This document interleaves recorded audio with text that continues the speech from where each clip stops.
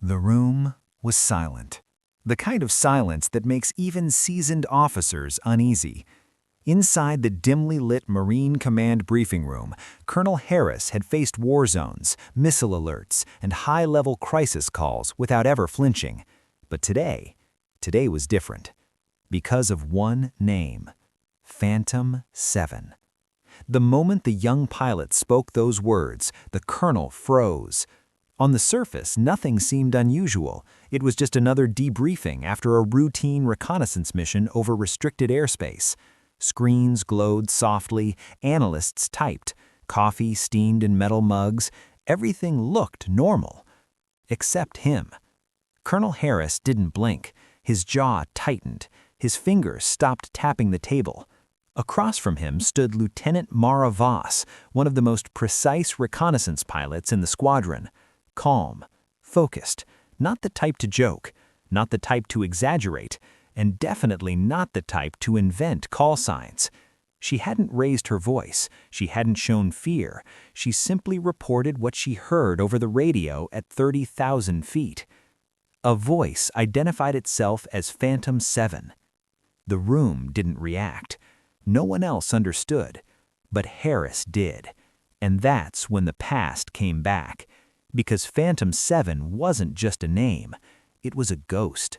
Years earlier, long before Lieutenant Voss ever earned her wings, Phantom 7 had belonged to a pilot officially listed as missing, presumed dead. His aircraft had vanished during a classified operation.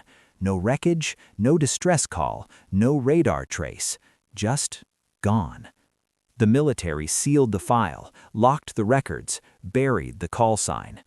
Or at least they thought they had. Harris slowly stood from his chair, eyes fixed on Voss.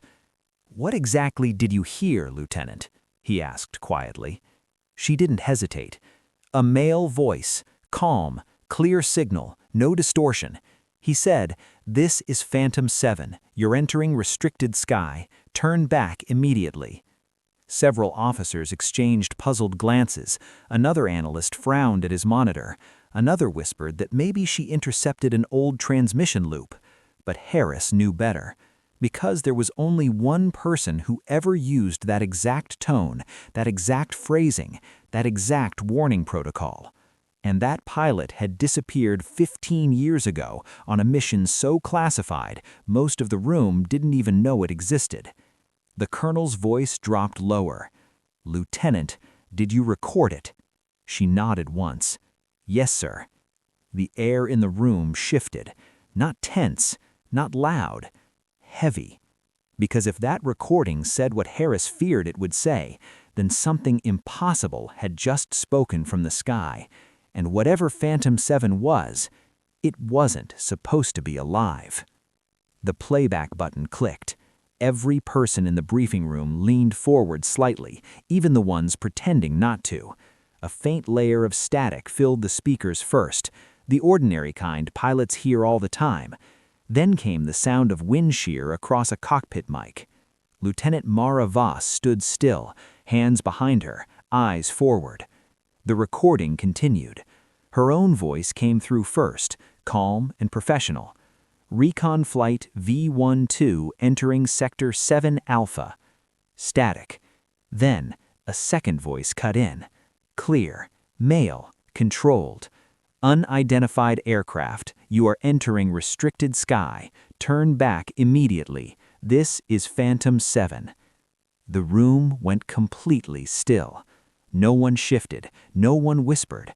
The audio didn't sound old, it didn't sound distorted, it didn't sound like a broken frequency bleeding through from decades past. It sounded live. Colonel Harris's face lost color, not dramatically, not theatrically, just enough that the major beside him noticed and slowly leaned away, as if distance might somehow protect him from whatever memory had just resurfaced.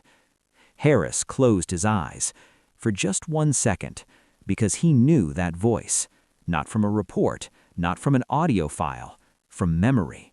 15 years ago, before half the personnel in this room had even enlisted, Harris had stood on a runway at dawn, watching a black-winged aircraft prepare for takeoff. Its pilot had climbed the ladder, paused and looked back. That pilot had smiled and said, "If anything strange shows up on radar, Colonel, don't worry. I'll handle the ghosts."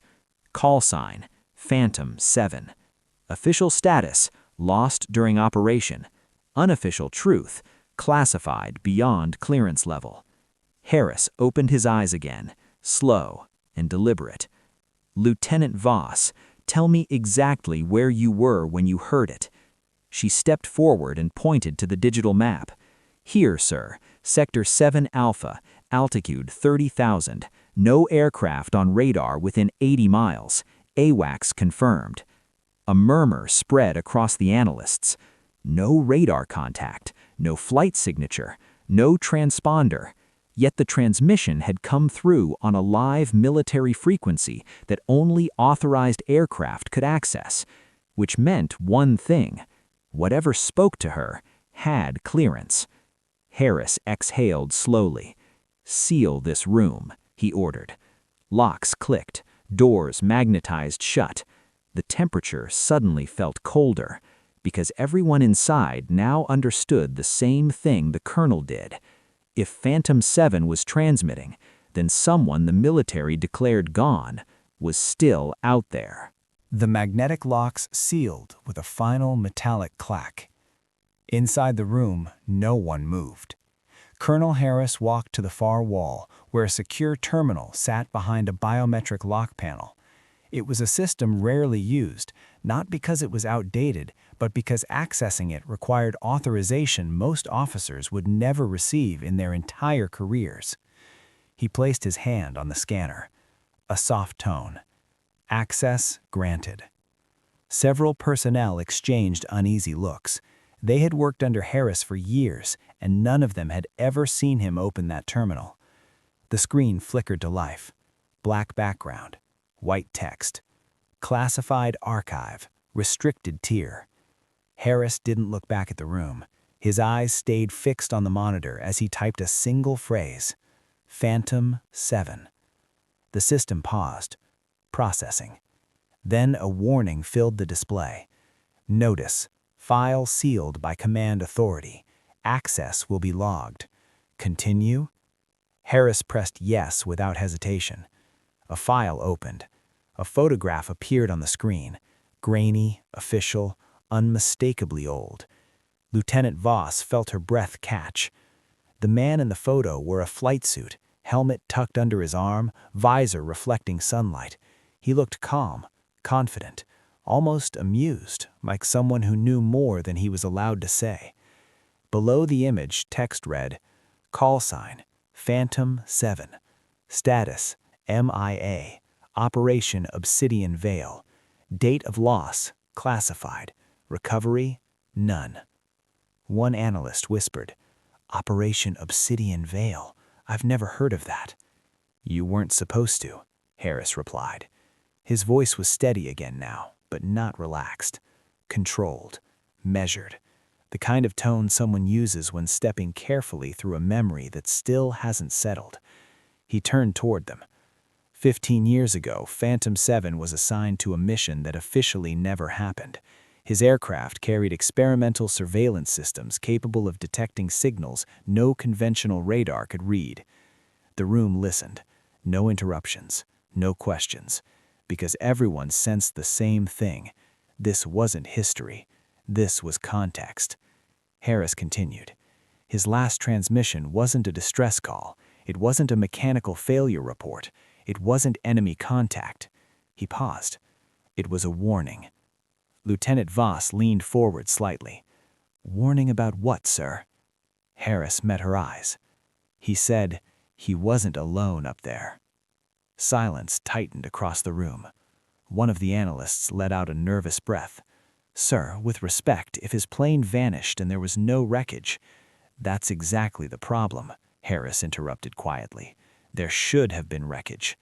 He stepped back toward the monitor and enlarged the last transmission's transcript. The final recorded line appeared in stark white letters. "Unknown aircraft detected. No heat signature. No radar return. Holding position." Then, "Signal lost." Harris folded his arms.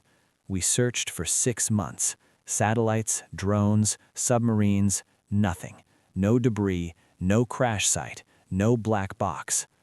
Lieutenant Voss glanced at the paused audio waveform on the console, then back at Harris. "Sir, the voice I heard today." She hesitated for the first time. "It sounded like he was right next to me." No one laughed, because the recording proved she wasn't imagining it. Harris looked at the photo again. 15 years. No trace, no signal, no explanation. Until today. He spoke quietly, almost to himself. "Phantom 7, where have you been?" The room stayed frozen in that question, because now they all understood the truth. This wasn't a coincidence. It was a return. No one spoke, not after the colonel said that. The question lingered in the air, like something alive, something listening. Colonel Harris slowly reached forward and pressed one final key. A hidden tab opened beneath Phantom 7's file. The label was short: Contingency Protocol. Several officers leaned closer. Harris hesitated. That alone was enough to unsettle everyone watching, because leaders like him didn't hesitate, not unless what they were about to reveal could change everything. He opened it. A block of classified text appeared 15 years earlier, the same day Phantom 7 vanished. Harris read silently first, then aloud. "If unidentified aerial contact displays non-terrestrial flight characteristics, Phantom 7 is authorized to maintain visual, establish signal contact, and—" He stopped. The room waited. "And what, sir?" one analyst asked. Harris swallowed once. "And not return until confirmation is obtained." The meaning landed slowly. Lieutenant Voss's eyes widened. "You mean he was ordered not to come back?" Harris nodded faintly. If he found something beyond known aircraft, his mission was observation, not survival. Silence, the kind that sinks into your chest. Because suddenly Phantom 7 wasn't just a missing pilot. He was a man sent to chase something no one could explain. A man ordered to follow it, no matter where it led. One technician whispered, "Sir, if that's true, and he's transmitting now." Harris finished the thought for him. Then he completed his mission. A chill seemed to ripple through the room. Lieutenant Voss looked down at the console, then back up. "Sir, the transmission didn't just warn me." Harris turned. "What do you mean?" She took a slow breath. "There was a second line. It didn't make it into the first playback because it came through faint. I enhanced it after landing." The colonel's expression sharpened instantly. "Play it." She tapped the screen. Static filled the speakers again. Wind, her own voice, then the clear tone. "This is Phantom 7. Turn back immediately." A pause. Static thickened. Then, barely audible, the second line emerged. "It followed me home." Every single person in the room went still. Not shocked, not confused. Still. Because those 4 words didn't sound like a warning to a pilot. They sounded like a warning to Earth. Harris stared at the speaker as if it might speak again, but it didn't. The recording ended. The screen went dark. And for the first time in his entire decorated career, the colonel didn't have an order to give. Because if Phantom 7 was right, then whatever he encountered 15 years ago was no longer out there. It was here.